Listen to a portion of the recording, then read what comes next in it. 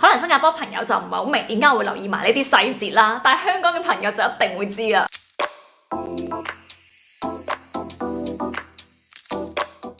Hello Kevin， 我搬咗嚟新加坡咧就唔夠1年嘅時間，回想起當初我對新加坡嘅第一個印象，同而家我嘅認知咧係有分別嘅。得意嘅地方就係咧，我喺香港有部分嘅朋友咧係未嚟過新加坡旅行㗎，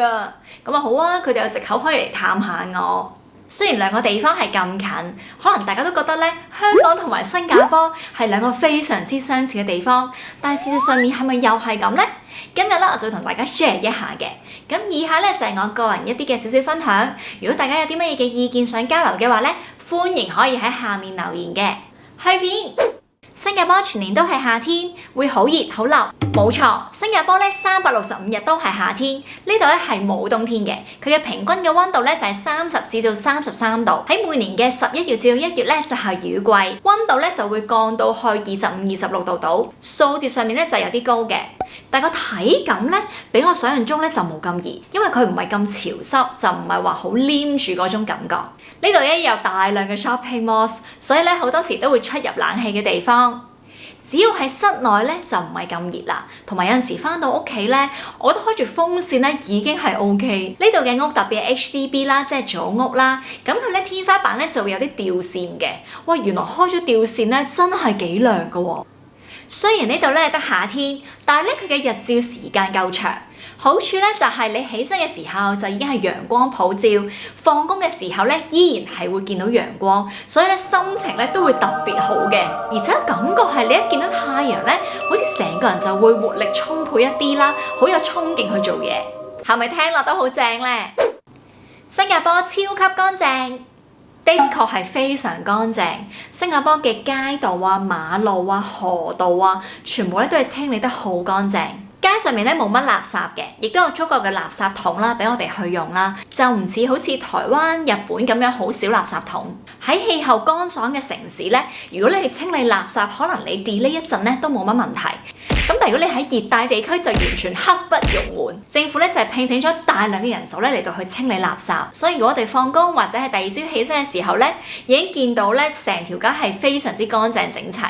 咁咧就可以避免滋生昆蟲同埋老鼠等等，呢個超重要。呢度嘅人當然唔會隨地掟垃圾啦。咁我覺得一方面咧就係政府係有一啲嘅罰款，可能佢最低咧就係由幾百蚊波幣起跳。另外一方面咧，亦都係因為有個好好嘅公民教育啦，咁所以大家都係非常之自律。同埋呢度係 ban 咗咧冇得賣香口膠嘅，因為對於環境嘅衛生咧都造成一定嘅困擾。我自己就唔係特別中意食香口膠啦，所以對我嚟講咧就冇影響。另外咧就係我自己咧就好少見到流浪漢、行乞嘅人或者流浪狗等等，咁呢一切咧政府都有規管嘅。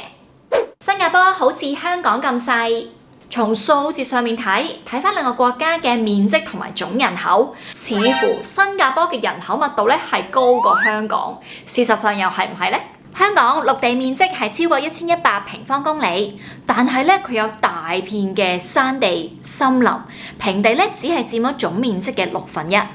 實際利用咗嘅土地咧只係佔咗25%。反觀新加坡咧，佢就有大約720嘅平方公里，比起香港咧係細啲㗎，但係建築咗嘅面積咧就去到超過540平方公里，佔總面積75%。所以咧，只要嚟過新加坡嘅朋友，你行喺條街上面咧，就會發覺可能你2個或者3個朋友一齊並肩而行咧，都唔會太過阻街，同埋咧就冇乜壓迫感。甚至乎喺繁忙嘅都市地區或者係住宅地方，都係非常之有空間感。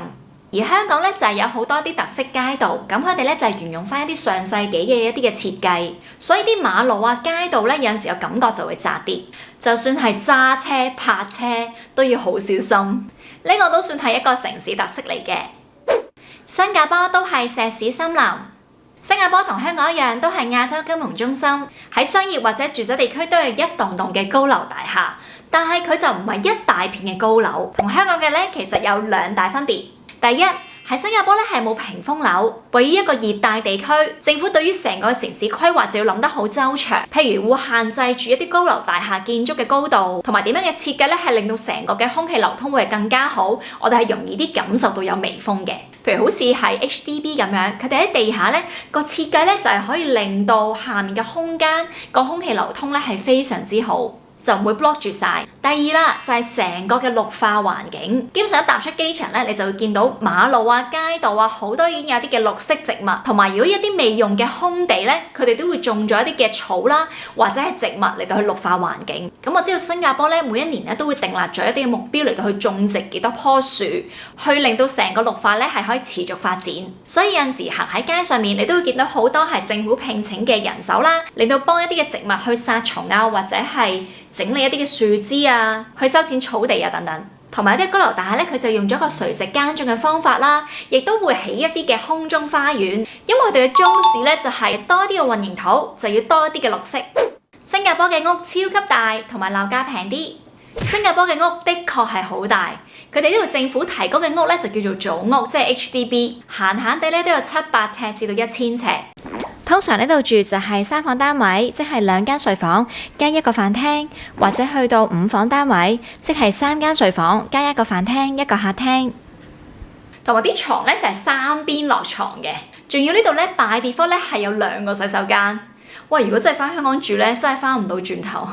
咁呢度嘅政策咧就係居者有其屋，令到大家咧都係可以安居樂業。新加坡人咧80%都係住喺組屋嗰度。而且佢哋可以用 CPF 嚟到俾首期或者係供款。對於香港人嚟到呢度參觀啲屋咧，就覺得係一個非常之寬敞嘅環境啦。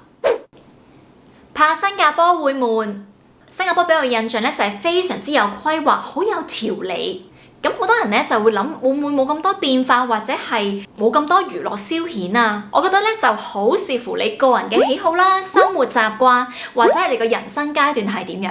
譬如好似我而家咁咧，我就已經過晒嗰啲去夜生活嘅年紀啦。主要喺新加坡咧就係有好多休憩嘅地方，一啲嘅主題樂園、一啲嘅公園咧係俾一家大細咧可以去玩嘅，亦都有啲嘅郊遊徑啦，同埋就係你多啲嘅空間係可以做運動啊、踩單車。呢度嘅生活節奏比起香港咧係慢一啲，所以我就覺得對於個人嘅健康啦，或者係家庭嘅關係咧，都會係更加好。我覺得呢一度嘅人係更加着重一個 work-life balance。同埋如果唔係 Covid 嘅話咧，其實新加坡都係一個去任何地方旅遊都係非常之方便嘅。譬如你可以去馬來西亞，可以去印尼、泰國，好多東南亞嘅地方，甚至乎去馬爾代夫咧都係有直航機。所以兩個城市嘅 lifestyle 咧係有啲唔同。